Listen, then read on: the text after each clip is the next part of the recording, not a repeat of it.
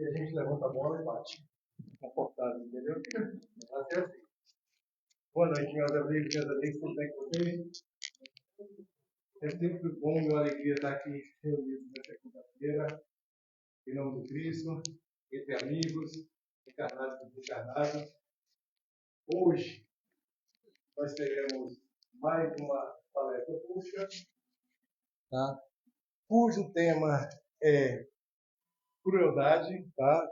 Nosso querido companheiro, colaborador, divulgador da doutrina, entendeu? Pessoa que está conosco aqui desde o comecinho, nosso amigo irmão Rodolfo Vieira, tá? Vai falar conosco aqui, trazer a palestra de hoje aqui para nós, que é crueldade. Mas antes de nós iniciarmos aqui a nossa palestra, nós temos uns informativos aqui para poder dar a todos, tá bom, gente?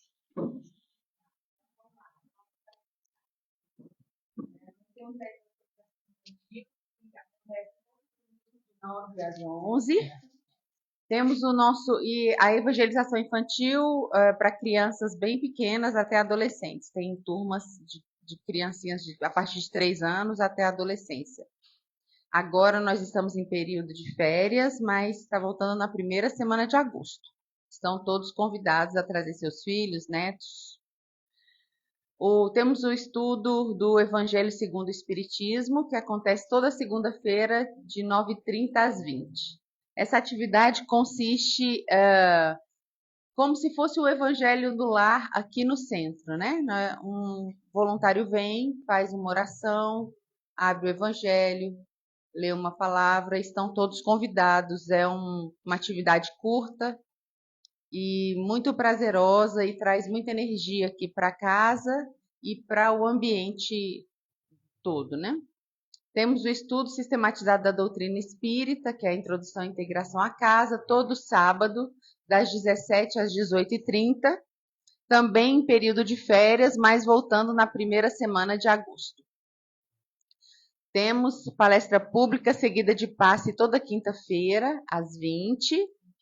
Temos o nosso bazar beneficente, que funciona no final desse corredor, lá no final à direita, às segundas, terças, quintas e sextas, e os horários dependem da disponibilidade dos colaboradores. Então, seria bom, se a pessoa quiser vir presencialmente, consultar aquele telefone para ver se o bazar está aberto. E também tem o bazar online, que os voluntários fazem as vendas online também. Se alguém tiver interesse em participar, é só me falar no final que eu coloco o número de vocês no grupo do Bazar Online, tá bom? E eu peço também para divulgar, né, para os familiares e amigos de vocês, que é um bazar muito bom, com coisas muito boas. E como ele funciona online, é muito prático, né? Temos a atividade do chocolate fraterno, que acontece sempre na primeira quarta-feira do mês, das 20h às 22h. Nessa atividade, os voluntários trazem um lanche, chocolate quente, um sanduíche, aqui para o centro. Nós iniciamos as atividades aqui, fluidificamos o alimento e daqui nós vamos para a UPA de São Sebastião distribuir esse alimento lá. Para os trabalhadores, para os acompanhantes dos doentes, para as pessoas em situação de vulnerabilidade social que moram ali nas redondezas. É uma atividade muito interessante. Lá a gente também leva esses panfletinhos que a gente distribui com a leitura preparatória, a gente sempre leva para as pessoas que estão lá, enquanto estão esperando lá o atendimento, lerem uma palavra assim edificante, né? E aí a gente volta para cá e encerra o trabalho aqui no centro. E temos, por fim, a atividade do o projeto Almofadas do Coração, que acontece na primeira e na terceira, disponíveis para serem emprestados. Vocês fiquem à vontade. Quem quiser pegar qualquer livro, é só falar com a gente e fiquem à vontade. É só ler e depois devolver sem pressa, sem data marcada, tá bom? É isso. Nós temos também um trabalho voluntário, tá, gente? Quem quiser se encaixar em qualquer trabalho desse aí, tá? Está super convidado, e principalmente aos nossos estudos que nós demos uma parada agora, a UESB, e a gente vai estar voltando e dizendo para vocês qual será a data do retorno aos estudos, tá ok? Agora nós faremos a leitura da mensagem inicial. Na luz da compaixão. Bem-aventurados os misericordiosos, porque alcançarão misericórdia. Jesus. São chagas que o tempo cura. Rende graças a Deus por lhe suportares o assédio sem que partam de ti. No fundo, são males que surgem da ignorância, como a cegueira nasce das trevas. Não sanarás o desequilíbrio do louco, zurzindo-lhe a cabeça, nem expulsarás a criminalidade do malfeitor, cortando-lhe os braços. Diante de todos os desajustamentos alheios, compadece-te e ampara sempre. Perante todos os disparates do próximo, compadece-te e faze o melhor que possas. Todos somos alunos do educandário da vida e todos somos suscetíveis de queda moral no erro. Usa, pois, a misericórdia com os outros e acharás nos outros a misericórdia para contigo. Mensagem do livro Palavras de Vida Eterna, de Emmanuel, o Francisco Cândido Xavier.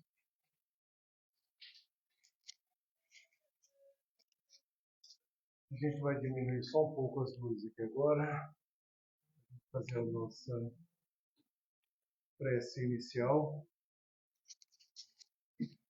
relevando os nossos pensamentos, os melhores que temos, ao nosso Pai Celestial. Em agradecimento a essa oportunidade de estar aqui com isso, comungando as mesmas ideias e os mesmos ideais. Neste momento em que estamos aqui, somos todos irmãos de Cristo. Somos todos filhos de Deus. Porque, como diz o Cristo, todos aqueles que fazem a vontade do meu Pai são filhos de Deus. E assim, sabendo que o Cristo está entre nós, abençoando-nos neste momento, de nossos pensamentos e de nossos corações, emana os melhores sentimentos, porque sabemos que essa casa também é nosso lar. E que dos nossos melhores sentimentos são retirados os remédios necessários e manipulados para o tratamento daqueles irmãos que se encontram no pecado aqui. Que a luz que se faz neste momento possa ser espalhada todo esse mundo, levando a paz que nós estamos aqui sentindo. Que o nosso querido irmão Pedro, inspirado pelo Dom do Espírito, traga até nós a palavra do Deus, o amparo àqueles que aqui estão, Senhor, precisando de uma luz, aqueles nossos queridos irmãos que estão conosco em todos os momentos, olhando-nos e vigiando-nos para ver se estamos melhorando, porque somos para eles também uma esperança, porque se nós estamos melhorando, também eles estão melhorando. Então, pedindo a Deus sua bênção a todos nós, iniciamos esta noite com muita alegria.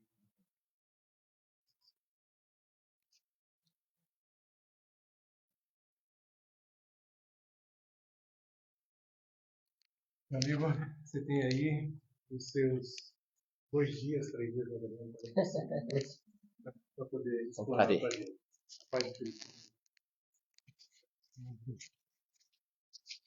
Boa noite a todos. Nesse dia aqui, me pediram para fazer uma palestra lá no GCAM. Acho que vocês devem conhecer essa casa, né? Sobre o tema crueldade. Eu achei muito estranho, né? Por que a gente vai falar de crueldade numa casa espírita? E não só pediram para que eu fizesse essa palestra, como pediram para que eu viesse fazer aqui também. Ou seja, talvez estejamos sendo cruéis uns com os outros. Ou talvez estejamos sendo cruéis conosco mesmo. O tema da crueldade ele se torna importante. E eu me recordo que há 10 anos atrás, em 2015, eu fazia uma palestra na Semana Espírita do Guará, no Centro Espírita André Luiz, em que eu falava sobre a violência. Nada de muito específico, mas naquela época, em que era um tema voltado para o céu e o inferno, livro de Kardec, o tema que caiu para mim foi a violência e eu usei como uma das referências uma obra chamada Carta Magna da Paz, que é um livro psicografado pelo Raul Teixeira e do Espírito Camilo, em que ele faz uma análise muito interessante sobre a oração de São Francisco. E dentro da oração de São Francisco existem aspectos psicológicos bem interessantes, mas também sociológicos bem interessantes, e que o Espírito Camilo, naquele momento, ele elucidava. Passado essa palestra, interessado ainda sobre o tema, comecei a estudar a violência e caí na crueldade, que é o máximo da violência. E então vamos apresentar, baseado hoje nessa obra aqui, algumas considerações sobre o tema da crueldade. Tá bom? As Dores da Alma, para aqueles que não conhecem essa obra, é uma obra do Espírito Hamed, psicografia do Francisco do Espírito Santo, neto, e que fala sobre as nossas dores da alma. E ela começa exatamente com a crueldade. Os 2 primeiros capítulos falam sobre a crueldade. Então, é sobre isso que a gente vai conversar hoje. Muito bem. Não é possível falar de um comportamento complexo adotando apenas uma abordagem. Nós, na medida que evoluímos como seres humanos, nós vamos incorporando diversas outras condições e competências, né? A diferença entre um homem adulto e uma criança é a sua capacidade de ver aquele fenômeno sob diversos ângulos. Porque o seu repertório comportamental, o seu repertório emocional, o seu repertório cognitivo aumentou. Então não dá para que a gente explique um fenômeno como a crueldade e a autocrueldade apenas do ponto de vista espiritual. Como também não dá para explicar só do ponto de vista psicológico. Então, eu decidi trazer todos esses aspectos para a gente conversar hoje. Claro que de uma forma bem resumida, para que a gente entenda um pouco esse fenômeno. Certo? E para isso, a gente precisa definir o que é crueldade. E tanto aqui a gente busca algumas ideias vindo da filosofia, mas também da psicologia. A crueldade é a disposição deliberada. Então aqui a gente tem um ponto. E tem que haver nível de consciência. Não existe uma crueldade inconsciente. Existe uma crueldade consciente. Eu posso ter uma violência inconsciente, mas uma crueldade não. Então, existe uma característica de deliberada em infligir dor física ou sofrimento psicológico a outro ser, de forma consciente e sem necessidade justificável. Então, a crueldade, ela se refere a um estágio em que o ser alcança. Então, não é uma coisa que surge da noite para o dia. Não nos tornamos cruéis da noite para o dia. Nós nos estruturamos assim ao longo do tempo. Além disso, ela é frequentemente acompanhada por indiferença, prazer, e nós vamos entender o prazer nisso, frieza e a intenção de domínio. Nossa, tudo isso? Exatamente. Muitas vezes cometemos atos de violência por um momento de não estarmos lúcidos, né? Os crimes passionais, o que são? O momento em que a gente perde a razão e acaba cometendo um crime. A gente queria fazer aquilo? Não. Mas na crueldade existe uma intenção. Rodolfo, e por que nós vamos falar de crueldade? Porque estamos também vivendo tempos cruéis. não só tempos de violência, mas tempos de crueldade. Mas, esse fenômeno, o que a mensagem pede para fazer, hein? O que pede para fazer? Então, nós estamos aqui para entender um fenômeno. E ao entendermos esse fenômeno, a gente precisa começar a desenvolver a compaixão, não é ficar com mais raiva. Quando a gente percebe a crueldade alheia, o objetivo não é que sejamos cruéis, é que a gente entenda e também se preserve. Ok? Então vamos lá. A crueldade e a autocrueldade, elas podem vir de uma violência interpessoal entre duas pessoas, do desamor próprio, que é a autocrueldade, mas ela também já foi caso de autopenitência. Vamos lembrar dos cilícios, né?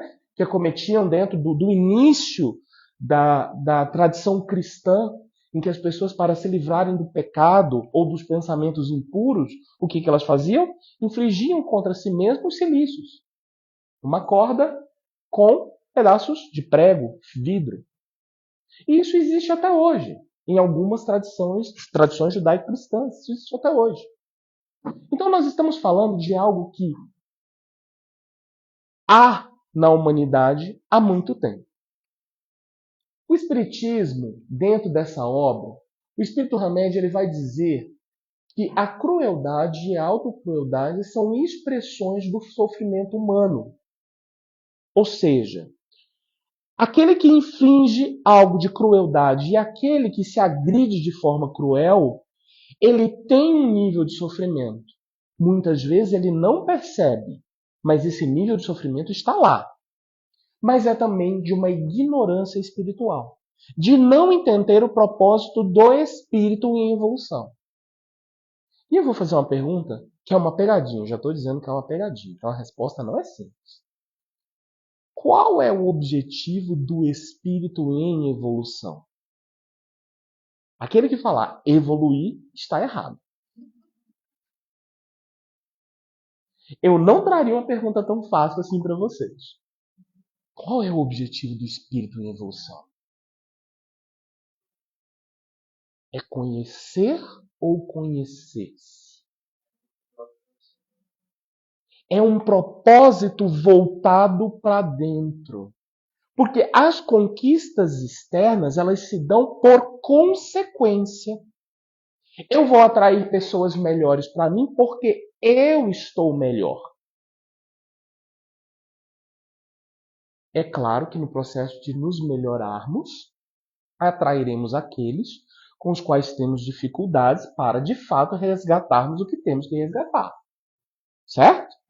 Por isso a doutrina espírita não fala de almas gêmeas, ela fala de almas algemadas. Muitas vezes estamos algemados, portanto, essas penas, elas têm prazo de validade. Ok? Tudo bem até aí? Além disso, o próprio Espírito Hamed fala que são fenômenos que atravessam todas as áreas da existência. A biológica, a psíquica, a social e a espiritual. Não é uma coisa só. Como eu disse, a crueldade não é obra do dia para a noite. Nós nos estruturamos assim. Portanto, nós conduzimos uma biologia assim. Todos aqui são espíritas? Ou tem alguém que não é? Pode falar que não é. Ninguém crucifica ninguém por não ser espírita.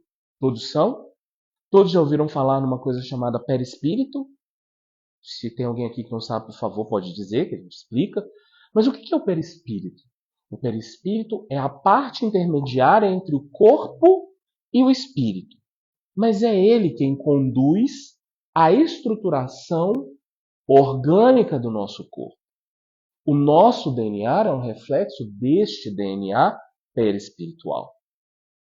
Então, no nosso perispírito estão as informações necessárias para o nosso processo evolutivo nesta encadernação.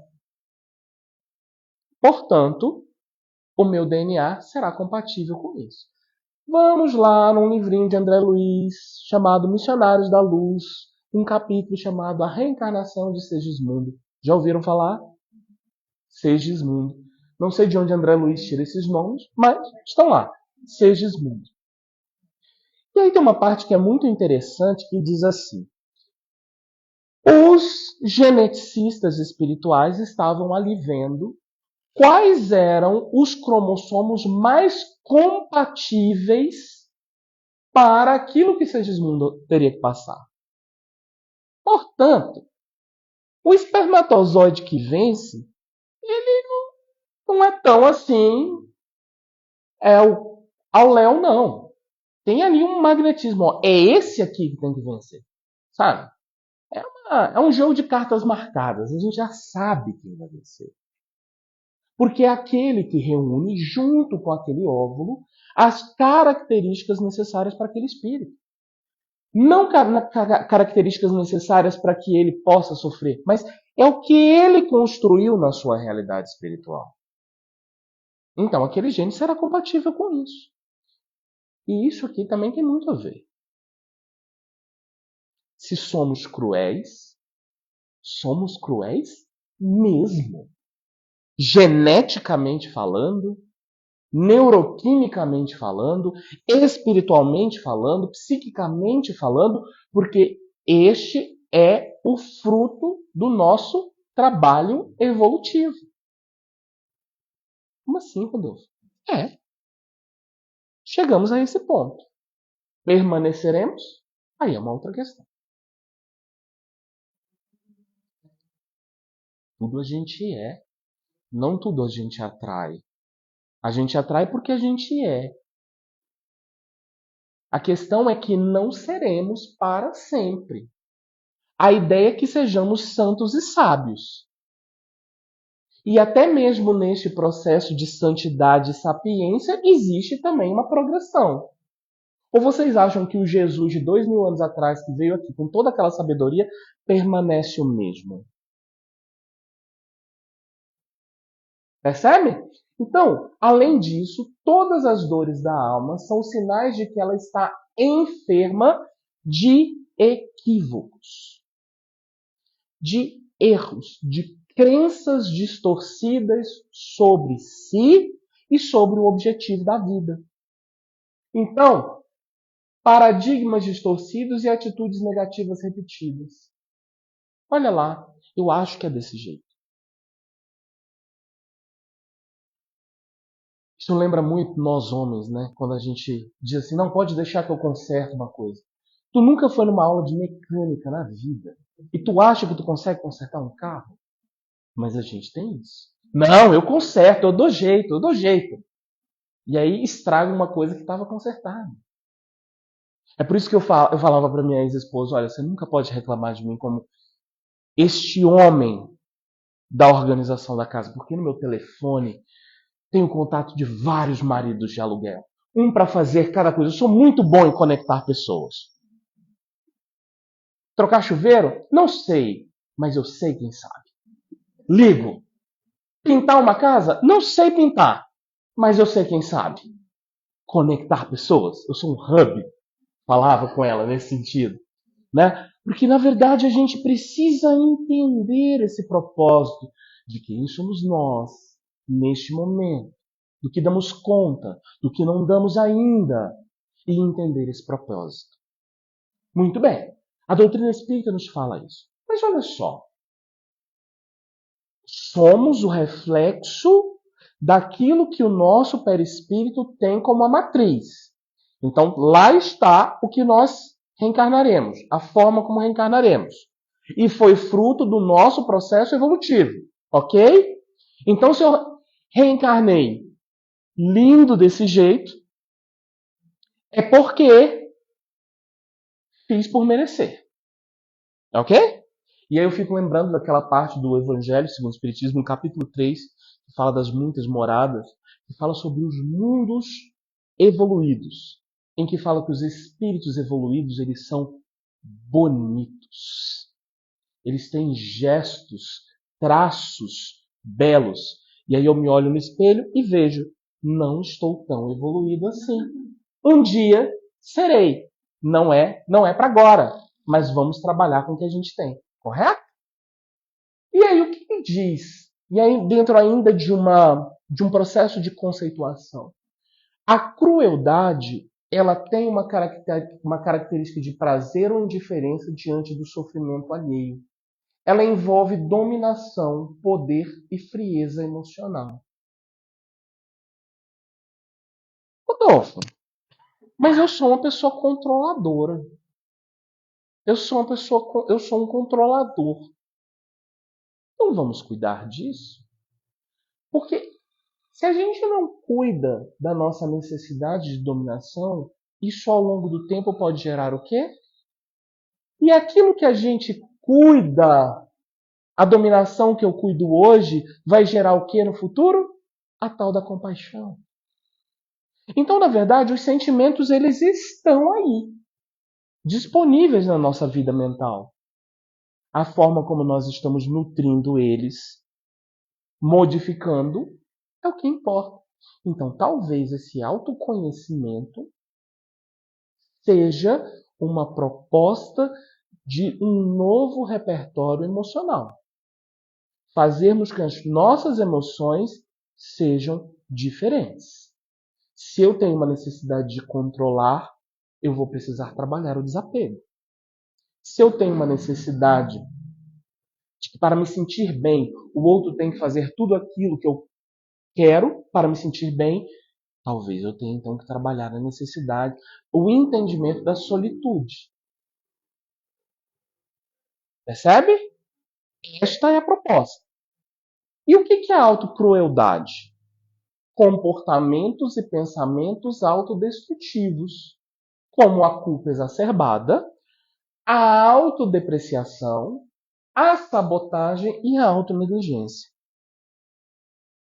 Já passaram por isso? Então parece que se vocês não são cruéis com os outros, estão sendo cruéis consigo mesmo. A religião, ela tem um papel nisso aqui. O que eu faço com a religião tem um papel nisso daqui. A religião, ela vai tolir mesmo. Não matareis. E a gente não mata. Pelo menos nessa encadenação eu ainda tenho meu réu primário. A questão é, percebe que existe uma proposta, mas também existe uma segunda proposta. Que é aquilo que eu aprendo dentro de doutrina espírita e que me ajuda a entender melhor as coisas, ela precisa ser revestida para que eu possa me entender. Senão, não vale de nada. Senão, seremos decoradores de frases. Como alguns irmãos de outras denominações religiosas falam de versículos. Qual o significado disso? Que você tem uma boa memória e eu não. Apenas. Então, a psicologia, ela diz que a autocrueldade frequentemente aparece em transtornos como depressão, transtorno de personalidade borderline e estados de culpa patológica. E o espiritismo ele vem dizer que é reflexo do orgulho ferido. Temos isso? Basta alguém falar, olha, não dá mais pra gente continuar juntos. O que acontece com o nosso cotovelo nessa hora? Né? E aí a gente acha, como assim? Eu sou tão bom, eu sou tão legal, como se o outro não tivesse direito. Certo? Da culpa não trabalhada, culpa é sinal de alerta, apenas isso. E da ignorância do valor da própria alma. Como é que a alma se vê? Como é que eu me vejo? O espírito tem autoestima. Como é que é a nossa autoestima espiritual? Já sei que eu não sou o melhor dos espíritos, mas eu sou o pior? Eu já tenho qualidades? Ou eu ainda me vejo como o eterno culpado? Olha o que a neurociência vai dizer. E eu sempre trago isso porque, assim, muitas vezes a gente precisa de diversas linguagens para entender algo para que a gente mude. Às vezes a gente entende uma coisa pela lógica, às vezes a gente entende pela emoção, às vezes a gente entende pela ciência. Então as pesquisas elas têm mostrado o seguinte, que a nossa amígdala que fica bem aqui, ó, ela é a área da agressividade, do medo, da reação de luta e fuga. Pessoas cruéis têm uma hiperatividade desta amígdala e uma baixa atividade do córtex pré-frontal ventromedial, que é responsável pela empatia e julgamento moral. Está bem aqui, ó. Uma está aqui e outra está bem aqui. A gente precisa decorar esses palavrões? Não, não precisa decorar esses palavrões. Mas a gente tem que entender que o nosso cérebro ele também foi constituído a partir das nossas experiências, de quem fomos.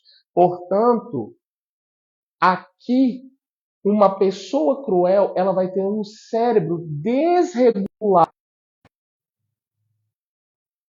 Ah, Rodolfo. Então, esse trabalho aqui do Kiel, em 2006, ele é muito interessante. Ele revelou que psicopatas e indivíduos com comportamento cruel apresentam menor conectividade entre a amígdala, a área da agressividade, e o córtex pré-frontal, que é a área da empatia e julgamento moral. De maneira que a amígdala está hiperativa e esse córtex hipoativo. E isso é uma coisa constante. Por isso, o psicopata ele não sente quando ele te mata. Ele está aqui serrando a sua perna e pensando no que ele vai comer amanhã. Porque não tem empatia. Não há conexão. E o nosso cérebro ele trabalha conectado. E pasmem, nós vamos ter liberação de dopamina, porque o sistema dopaminérgico em quem sofre de comportamento cruel é ativado. E infligir dor do outro causa prazer. Como assim, Rodolfo? Ué, basta ver qualquer filme aí da Netflix. Então aquela pessoa está sentindo prazer? Sim, está sentindo. Nossa, mas que horrível, né? É horrível para nós que já conseguimos sair desse estágio ou nem entramos nesse estágio. Mas o fato é que o cérebro dessa pessoa ele está condicionado a isso. Porque o espírito dessa pessoa se constituiu assim. E é isso que é importante a gente entender. Uma outra coisa, quando a gente vai aqui para o campo da genética, a gente entende que esse gene aqui ele tem uma baixa atividade. A baixa atividade desse gene está associada a maior impulsividade e agressividade, especialmente se combinado com o histórico de abuso. Então a gente consegue mapear um gene dizendo assim, olha, se esse gene está pouco expressado, se a pessoa teve um histórico de abuso, isso vai favorecer a expressão desse gene. E com isso essa pessoa vai ter uma tendência a desenvolver isso. Rodolfo, então essas crianças que nascem assim, se a gente fizer um estudo genético vão estar desse jeito? Sim. Mas só que também está a epigenética, que é a influência do meio ambiente no gene. E aqui tem um ponto importante. Se uma criança sofre maus tratos, na expressão desse gene, ela vai ter um baixo controle de estresse predispondo à autocrueldade. Ela vai ser uma criança que vai se automutilar. Nossa, Rodolfo, mas o que isso tem a ver com uma palestra da Casa Espírita? Por isso aqui, o ambiente modula a genética. Amor, cuidado e espiritualidade podem reverter padrões epigenéticos negativos. Porque a qualquer momento eu consigo modelar o meu perispírito. Ele é modelável. O nosso cérebro sofre de neuroplasticidade, a capacidade de se modificar frente aos estímulos. Então, se eu sou uma pessoa cruel, é nesse sentido que eu vou entender por que eu tenho que ter compaixão.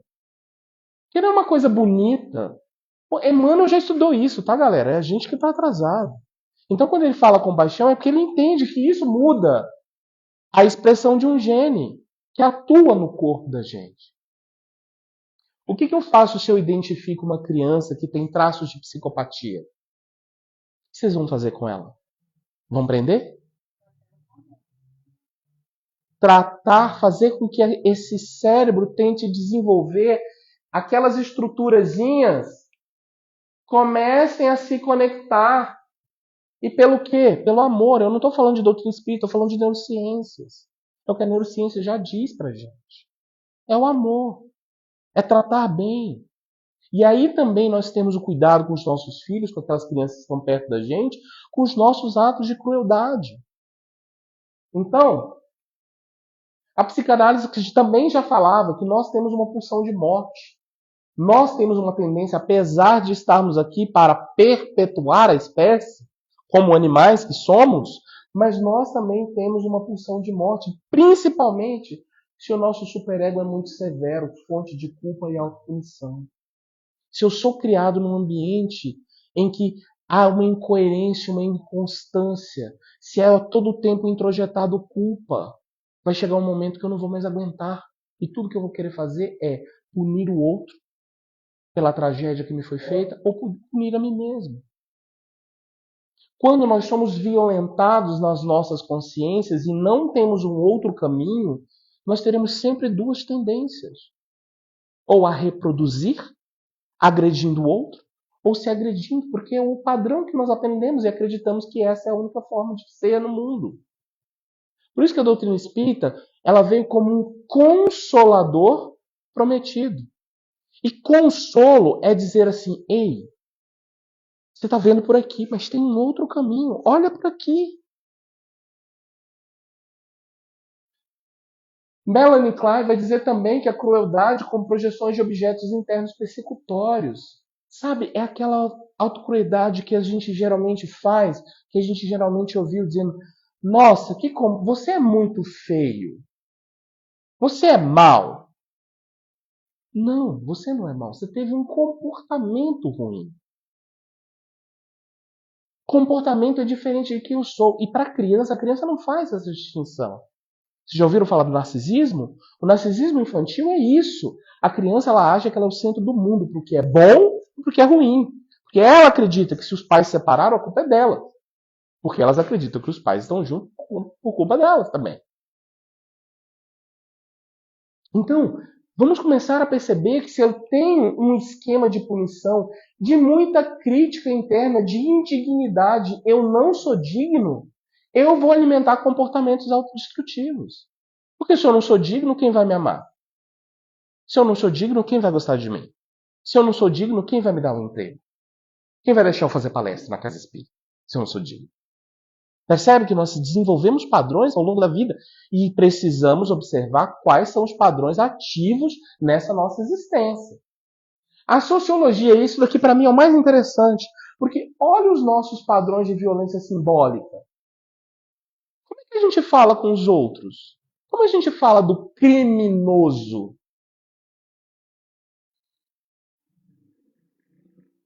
Ele cometeu erros, não cometeu? Tem que cumprir, não tem? A pena que lhe é imposta socialmente. Mas quem ele é? Já que somos espíritas. Também um espírito. Em um processo de evolução. Talvez ele não tenha a mesma liberdade que eu tenha para algumas coisas. Mas olha o discurso que eu reproduzo sobre. A gente tem que ter muito cuidado com o discurso que a gente reproduz, com a fala que a gente reproduz. Porque a fala que a gente reproduz, ela provoca isso daqui, ó. A gente naturaliza o sofrimento. A gente não quer sofrer. Mas se o outro fez alguém sofrer, então ele merece sofrer.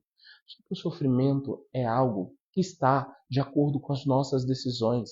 É inevitável. Agora, o que eu estou legando para o outro? Vocês já estiveram num presídio? Já? O presídio ele tem uma coisa que é bem curiosa. Tem uma lei própria. No começo da minha carreira eu fazia avaliação psicológica para saber se os presos poderiam progredir para outros tipos de sistema. Então você está diante daquela pessoa, você tem que fazer uma análise.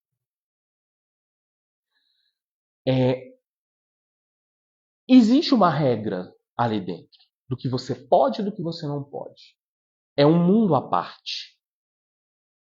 Então você entra num mundo em que não é como o mundo que você acabou de entrar. Você entra nesse novo mundo. Ali tem regras e quanto antes você aprende essas regras, melhor para você. Certo? E você fica ali diante de uma pessoa que cometeu uma atrocidade. E aí a questão é verificar qual é a real consciência que ela tem sobre os seus atos. Esse era o meu propósito. E aí, diante disso, a gente começa a perceber que se você trata esta pessoa como uma pessoa, como qualquer pessoa deve ser tratada, essa pessoa ela vai falar com você de igual para igual. Se você a trata julgando-a, ela não vai te dar nenhuma informação. Então é um exercício que a gente tem que fazer. Por quê? Porque pessoas marginalizadas passam a se ver como indignas, inúteis e inferiores, repetindo internamente a violência que sofrem externamente, seja agredindo ou se agredindo. Gente, isso a ciência já mostra há muito tempo. E qual a perspectiva espírita disso? É de que a crueldade nasce da rigidez moral, da intolerância com o outro e do desejo de controlar. Se a gente pode tirar uma palavra de hoje, vamos trabalhar a nossa necessidade de controle do outro? Ou vamos começar a trabalhar a nossa necessidade de que as coisas só saiam do jeito que a gente quer?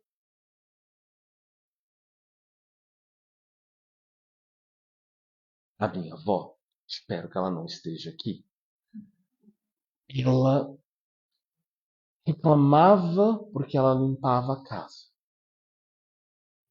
E aí, quando eu limpava a casa, ela relimpava. E não era porque eu não limpava bem, é porque eu não limpava do jeito dela. As brigas mais homéricas que tivemos foram sobre bolo. Como se faz um bolo? Por quê? Na ideia dela, na cabeça dela, a farinha vinha antes do fermento. Agora, até você colocar, isso é químico, até você colocar um meio solúvel, não faz diferença nenhuma quem vem primeiro. Mas vai fazer entender. Rigidez. Não estou falando de uma rigidez moral, mas de uma rigidez cognitiva. Só serve se for desse jeito. Eu só vou me sentir amado se você fizer isso. E a autocrueldade é fruto da culpa não elaborada. Autopunição inconsciente e baixa autoestima espiritual. Gente, você é filho de Deus. Você não é filho do homem lá da esquina. Você pode até ser, mas o homem lá da esquina está fazendo um favor para Deus. Então, olha só. Ninguém se torna cruel da noite para o dia. A crueldade, eu acho essa frase muito legal, é uma couraça para esconder as feridas da alma. Eu me torno cruel para não mostrar o quão frágil eu estou. Então, um tal de Kardec, lá no Evangelho segundo o Espiritismo, ele diz assim, nas causas atuais das aflições, capítulo 5, o homem, na maioria das vezes, é o artífice da própria infelicidade. Só eu com eu. O sofrimento, ele é no item 18, o sofrimento como alavanca da evolução. Somente nas grandes provações o espírito se depura.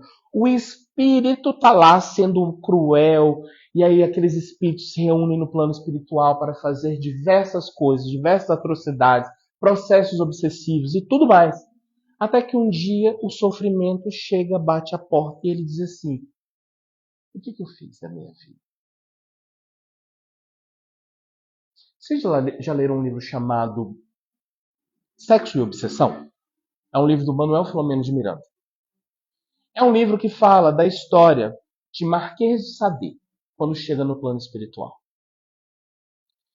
E, ainda nos devaneios, em função daquela mente muito perturbada, a espiritualidade joga pesado. Eles botam Marquês de Sade para conversar o melhor doutrinador da face da terra. Quem é o melhor doutrinador da face da terra? Sua mãe. Porque é ela que te conhece. Trazem a mãe de Marquês de Sade. E quando ele vê aquela mulher que já tinha se tornado um espírito mais depurado, ele se sente tão mal com ele mesmo que ele se decide mudar. Porque ele teve ali um espelho de quem ele poderia ser, de quem ele deveria ser, de quem de fato o amava. Era aquela mulher que o amava. Vamos lá. Qual é o livro? Se a gente pegasse os 5 livros da doutrina espírita e jogasse fora, queimasse. Qual é o livro que, se sobrasse e não é da codificação, tudo estaria salvo? Falem, Memórias de um Suicídio. Memórias de um Suicídio. É um livro que reúne a doutrina espírita em toda a sua pureza. Quem é o espírito que cuida lá do hospital do Vale dos Suicídios? Quem é o espírito que cuida? Maria, mãe. É Jesus? Não, é mãe. Quem foi para lá quando desencarnou? Você acha que você vai para lá quando você desencarnar? Sinto muito, coleguinha, você não vai não. Sabe quem vai para lá? Madre Teresa. São espíritos muito abnegados que vão trabalhar e ajudar a espiritualidade amorosa, coloca espíritos preparados para lidar com isso. Não sou eu, não é você, não. Por quê? A espiritualidade entende que a crueldade que nós desenvolvemos ao longo da vida, ela vai requerer uma provação grande.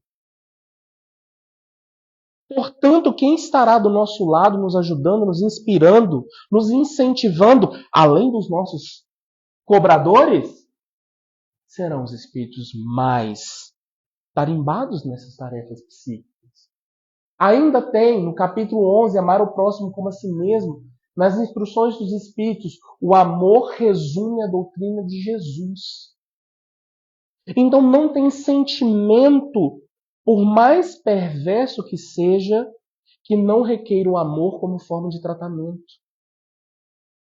Então existem 2 coisas para tratarmos as doenças das nossas almas. Precisam de 2 coisas. Anotem aí, eu vou dar de graça para vocês, depois é só cobrando, no meu consultório. Primeira coisa, sinceridade. Não existe cura sem altas doses de sinceridade. Você com você, mostrando as suas cicatrizes, mostrando as suas dores, mostrando o que tem de mais feio em você. Sinceridade. Você parou de representar para os outros, porque você parou de representar para si. Sinceridade. E o segundo, amor. Não esse amor como Jesus nos fala, que a gente não entende esse amor ainda. Mas é um amor de dizer assim: Pai, eu estou aqui. Eu estou me vendo nessa condição. Eu sei que fui eu que me coloquei assim. Mas eu também sei que tu tens um propósito. Porque eu estou sendo assistido em todos os momentos. André Luiz não precisou fazer uma prece. Ele fez uma prece. Uma prece. E a espiritualidade já estava ali, ó. Bora, meu filho. Vamos. Acabou esse tempo de sofrimento. Vamos lá. Vamos reparar. Então, o amor é o amor de se reconhecer filho. Do sentido de pertencimento. Eu pertenço a algo maior. E é assim que a gente vai se recuperando. Então, na questão 909, o homem poderia vencer as más inclinações com seus próprios esforços? Sim, às vezes com pouco esforço. Falta-lhe vontade. E daí, há umas semanas atrás, eu fiz um seminário sobre depressão, que a gente falava sobre o mais perverso da depressão é que a depressão tira da gente a vontade. a vontade de sair daquele estágio. E daí a gente precisa de ajuda, de pessoas que nos ajudem. E aí, 919, qual é o meio prático mais eficaz que o homem tem de se melhorar nesta vida e resistir à atração do mal? Conhece-te a ti mesmo. Então, o propósito, meus amigos, é o seguinte, que o caminho da cura, crueldade e autocrueldade não são pecados, mas desequilíbrios, passíveis de tratamento. Agora, o tratamento não vai ficar passando a mãozinha na cabeça.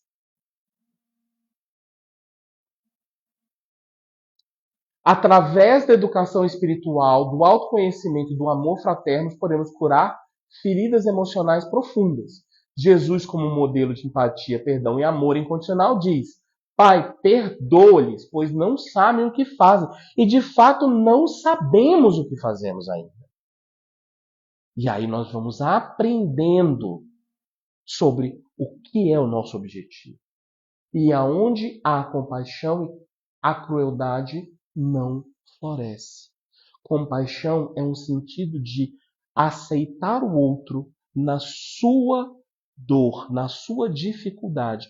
Não no sentido, como eu disse, de passar a mão na cabeça, mas de dizer, olhe para quem você de fato é.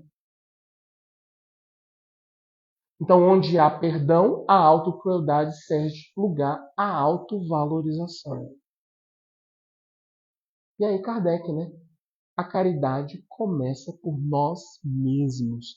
E uma caridade que a gente se esquece, a caridade do alto amor, da autocompaixão, de olharmos para a gente como partícipes da criação e não como alguém fora da criação. Então a crueldade, meus irmãos, é mais um desses temas das nossas feridas da alma que nos fazem olhar para onde devemos olhar, que é Deus como um Pai misericordioso e bom. Agradeço a paciência de todos vocês e que Jesus fique em nossos corações.